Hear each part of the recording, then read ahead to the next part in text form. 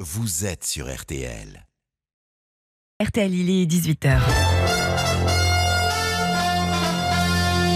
RTL Soir, bonsoir Stéphane Carpentier. Bonsoir à vous tous, heureux de vous retrouver pour 2 heures d'infos sur RTL en ce vendredi soir. À la fin du journal, la question qui vous permet de comprendre l'actualité. L'administration lui demandait donc de payer la maison de retraite de son père qui a tué sa mère.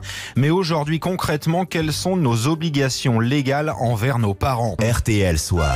L'actualité avec Isabelle Choquet. Commençons avec cette histoire qui laisse sans voix. L'administration a demandé à 3 frères et sœurs de payer la maison de retraite de leur père meurtrier. L'affaire remonte à décembre 82. Un beau soir, Daniel Le Goff a tué sa femme d'une balle dans la tête sous les yeux de ses enfants. Elle voulait le quitter. Pour cela, il a fait 8 ans de prison. Les enfants, eux, ont été séparés et placés dans la famille. Leur père, ils ont préféré l'oublier. Mais en février dernier, Daniel Le Goff, âgé de 74 ans, a été admis dans un EHPAD. En application de la loi, le département s'est d'abord tourné vers ses enfants, censés subvenir aux besoins de leurs parents. Laurence Le Goff a refusé et elle a eu gain de cause. Mais elle se bat maintenant pour que la loi évolue. C'est horrible de recevoir un courrier comme ça.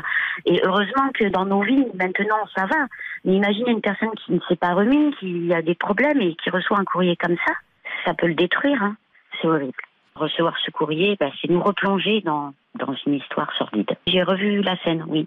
Chose que j'oublierai jamais, on n'oubliera jamais.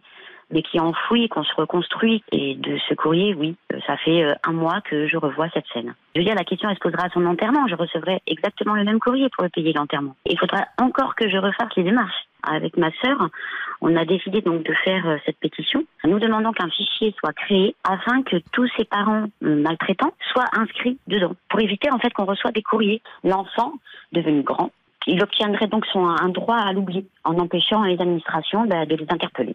Laurence Le Goff, jointe pour RTL par Anne Le Hénaff. Si vous voulez soutenir son combat, une pétition est en ligne sur le site mesopinions.com. La colère de Laurence, le département du Maine-et-Loire lui a demandé, ainsi qu'à ses frères et sœurs, de payer la maison de retraite de son père, le meurtrier de sa mère.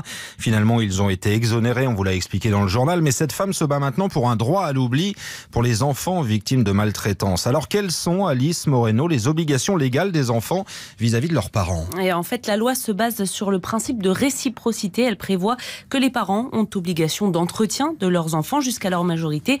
Et à l'inverse, dès que les enfants sont indépendants financièrement, l'obligation se retourne. L'article 205 du Code civil stipule bien que les enfants, s'ils sont solvables, doivent soutenir leurs parents qui sont dans le besoin.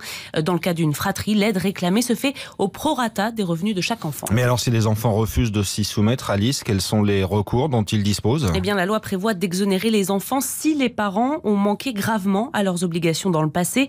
Par exemple, s'il y a eu abandon ou maltraitance. Dans ce cas, les enfants peuvent saisir la justice en faisant jouer la clause dite d'indignité. Il faut fournir un certain nombre de preuves solides, des documents. On ne parle pas là de simples querelles familiales. Si effectivement les manquements sont reconnus, les enfants sont exemptés et l'État peut prendre le relais pour assurer la couverture des frais. Il est 18h18. RTL Soir.